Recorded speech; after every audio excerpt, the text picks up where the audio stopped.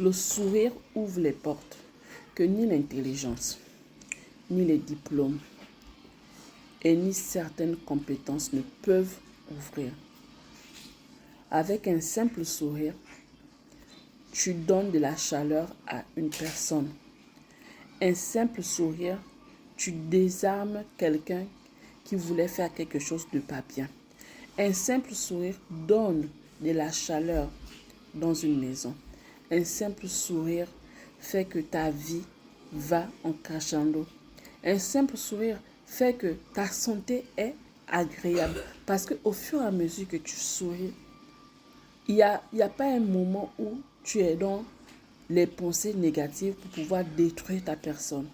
Le sourire te permet de pouvoir te sentir toujours heureux et d'avoir le sourire sur toi et de rajeunir.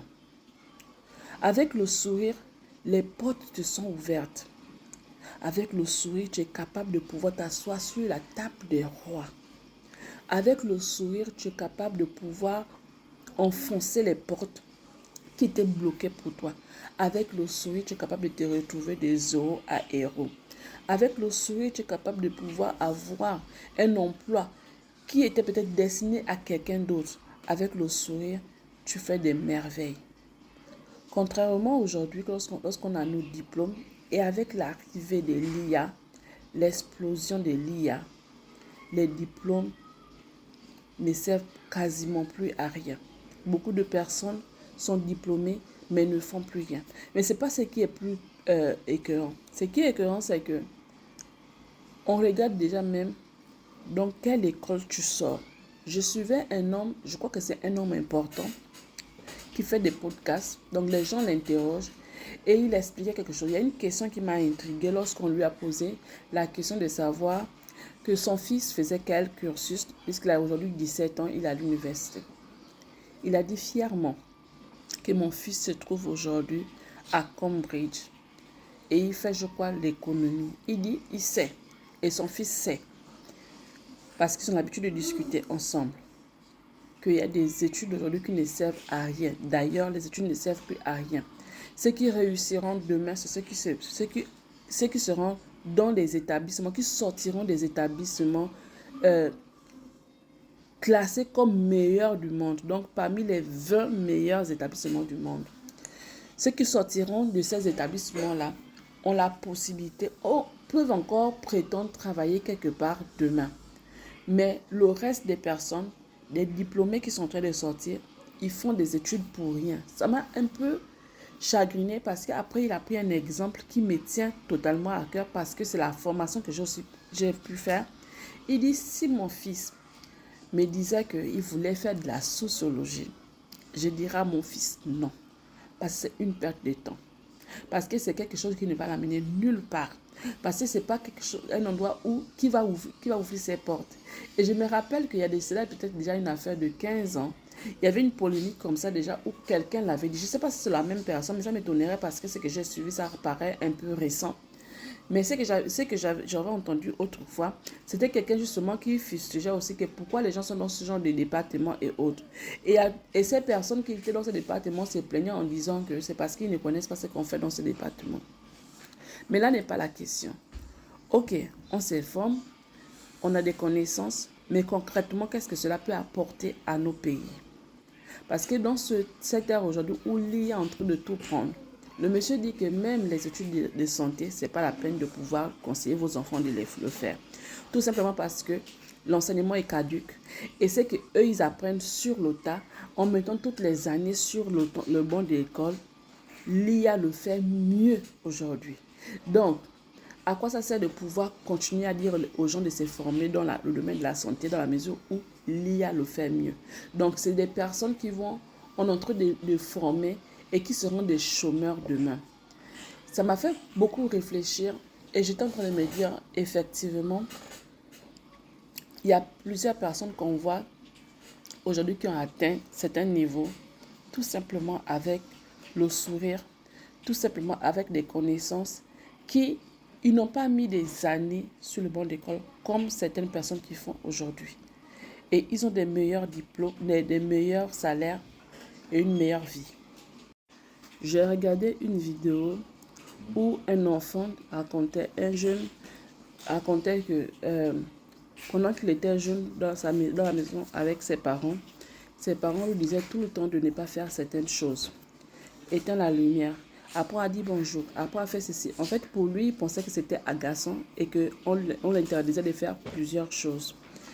Et il en avait marre, il voulait absolument quitter la maison de ses parents pour pouvoir aller, pour vivre seul et puis devenir majeur en fait. Et le moment est arrivé où il a terminé ses études et il devait déjà aller postuler pour pouvoir travailler. Lorsqu'il allait postuler, il a fait des choses que sa maman lui demandait toujours de faire. Donc ça n'avait rien à voir avec ce qu'il a appris à l'école, mais c'était des choses genre comment vivre, le savoir vivre. Lorsque tu n'es pas dans une pièce, il faut éteindre la lumière. Il faut toujours être poli, il faut savoir sourire à tout le monde, dire bonjour à tout le monde parce qu'on ne sait jamais.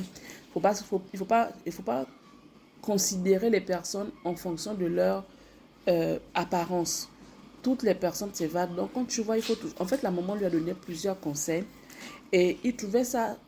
Pour lui, c'était pas des conseils, mais c'était des choses genre les restrictions et ça l'énervait. Il disait qu'il en avait marre, il voulait partir de la maison. Et quand le moment était arrivé où il fallait déjà qu'il parte de la maison, il allait faire un entretien d'embauche.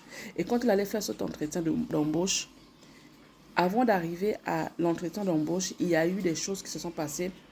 Et il a fait ces choses-là de manière...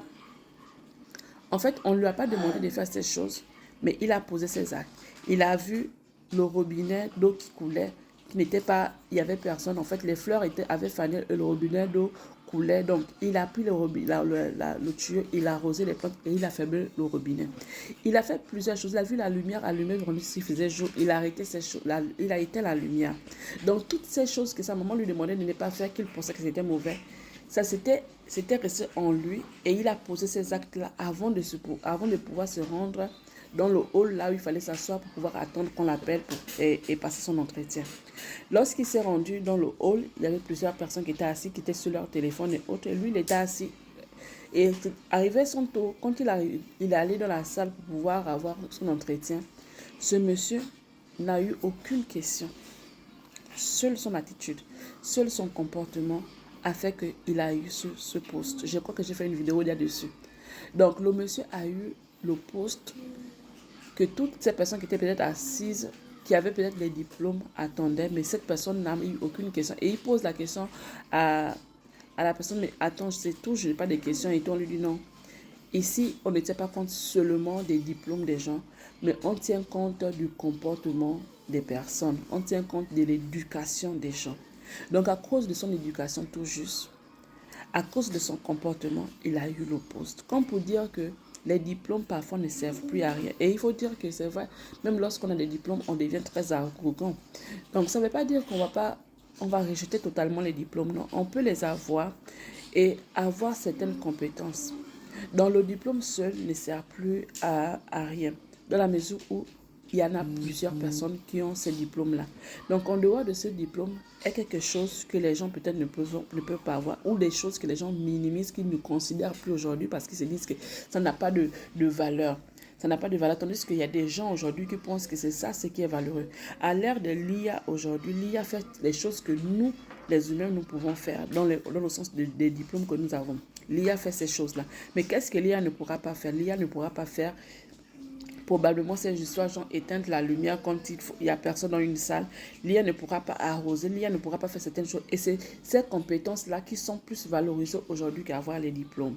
Parce qu'on sait qu'avec ce que tu as, le diplôme peut-être que tu pourras apprendre, ou l'IA pourra faire cette chose-là. Et toi, ce que tu as, ce sera bénéfique pour la société, pour que la société avance, parce que l'IA avance bien plus, mais il y a cette tâche-là qu'on a besoin de pouvoir faire. Ces tâches qui sont oubliées, qu'on pense que c'est pour réserver pour une catégorie de personnes. Mais si toi, tu as non seulement la connaissance et tu as cette connaissance-là en plus, cette manière d'être, cette manière de te comporter, c'est toi qu'on choisira. Ce qui fait que le sourire aujourd'hui ouvre les portes plus que les gens qui ont les diplômes, les gens qui ont une certaine intelligence. Donc, allier les deux, c'est bien. Mais avoir aussi seulement le sourire, c'est aussi bien. Mais il est préférable d'allier les deux et de ne pas délaisser ce côté que les gens laissent parce qu'ils pensent que ça ne sert absolument à rien.